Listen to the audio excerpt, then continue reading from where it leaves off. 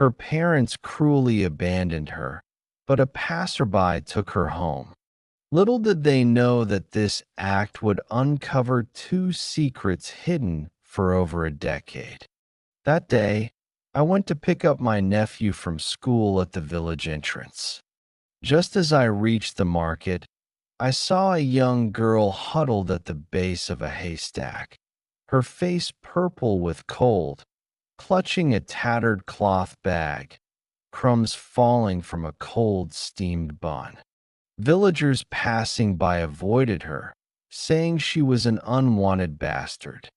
Her parents had abandoned her long ago, and even her own grandmother, finding her a burden, had kicked her out 3 days ago. My heart ached. The child looked only 12 or 13, thin as a stick, with timid eyes. She looked so pitiful. Without thinking, I went over and gave her the hot steamed bun I had brought, asking if she wanted to come with me. She hesitated for a long time, tears streaming down her face, then nodded. Only after taking her home did I learn that the child's name was Little Stone, and her life was as fragile as paper. Her father left her with another woman when she was 7. After her mother remarried, her stepfather beat her every day, calling her a freeloader. Her mother didn't care and eventually sent her back to her grandmother's house. Her grandmother, over 70, barely managed to support her for 2 years by selling straw mats for food. Recently, her grandmother broke her leg and, lacking money for treatment and fearing she would be a burden, finally made the difficult decision to send her away. Hearing this, I felt a lump in my throat. My family wasn't well off to begin with. My husband earned money hauling goods and had a young daughter to support, but he took pity on Little Stone and kept her. When my husband came home and saw the strange child, he immediately confronted me, yelling that we were struggling to make ends meet and couldn't afford to support an outsider. He told me to send her back immediately and not cause her further suffering.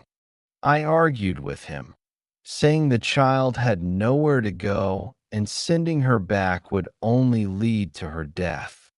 The man slammed the door in anger and didn't speak to me for several days.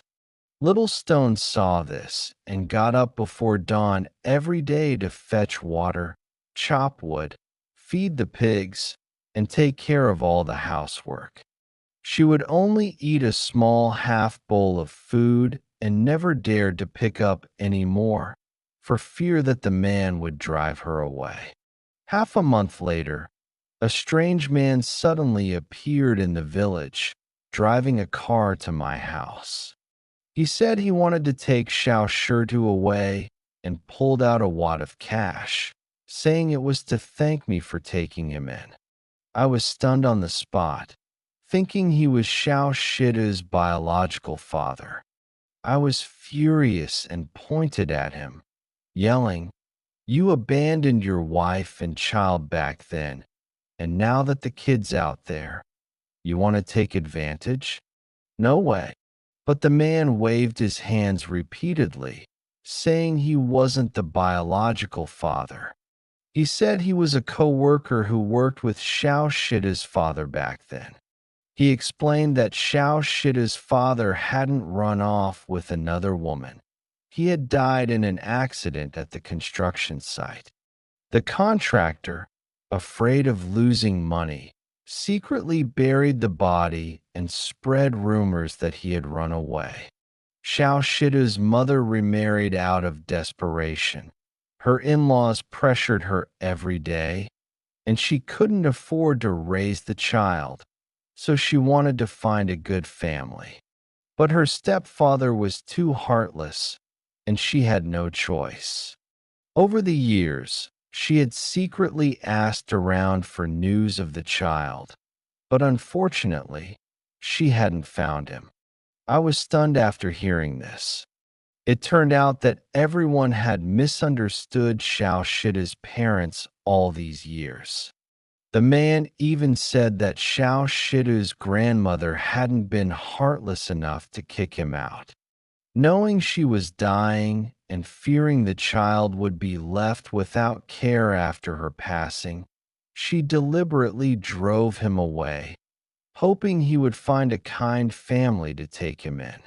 Before she died, his grandmother clutched his clothes, murmuring that he should live well. Hearing this from inside, Xiao Shirtu rushed out and hugged his coworker, crying. All the grievances of the past years surged up at once. The man's eyes also reddened. He said he had been seeking justice from the contractor for years and had finally received compensation. He came to help Xiao Shirtu, but knowing Xiao Shirtu had developed feelings for us, he didn't dare force him to leave. When Xiao Shirtu learned of his biological father, he became silent and withdrawn, hiding in his room every day. He wanted to see his mother, but couldn't bear to leave our family. Seeing his distress, I discussed it with the man, suggesting that Xiao Shirtu see his mother first, since she was his biological mother. The man agreed and even offered to drive us there. However, when we arrived at Xiao Shida's mother's house, we were turned away. The stepfather blocked the door, saying the child had no relation to them and that he would break his legs if he came again.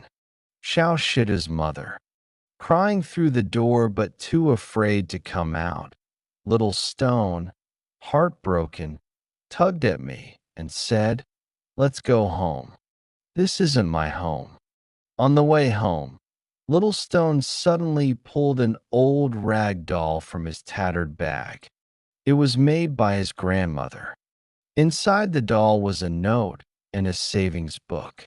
The note was written by his grandmother, saying she knew the true cause of Little Stone's father's death and had hidden evidence against Baogong too. The savings book contained 5,000 yuan, her life savings, meant for Little Stone's education. She was kicking Little Stone out because she was afraid Baogong Tu would return and eliminate him, wanting him away from that dangerous place. We then understood that Grandma wasn't heartless. She was protecting her grandson in her own way, staging a touching scene to prevent him from being harmed. Back home, the man completely changed his attitude. He tidied up Little Stone's things, gave him a clean room, and said, "From now on, this is your home. I'll support your education. We'll study together and make your father and grandmother proud." From then on, Little Stone became even more diligent, studying especially hard and helping with chores after school.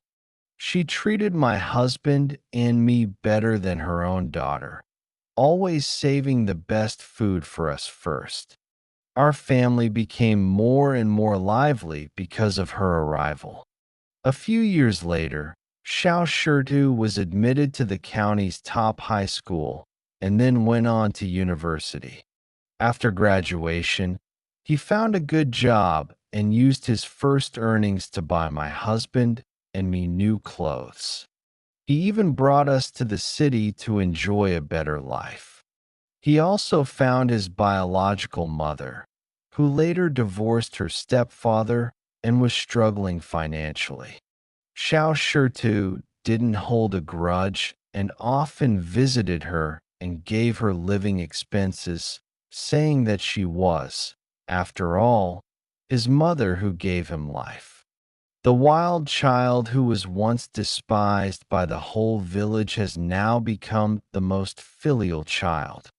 The grandmother who cruelly drove him away back then harbored the deepest love and the seemingly heartless parents also had their own hardships.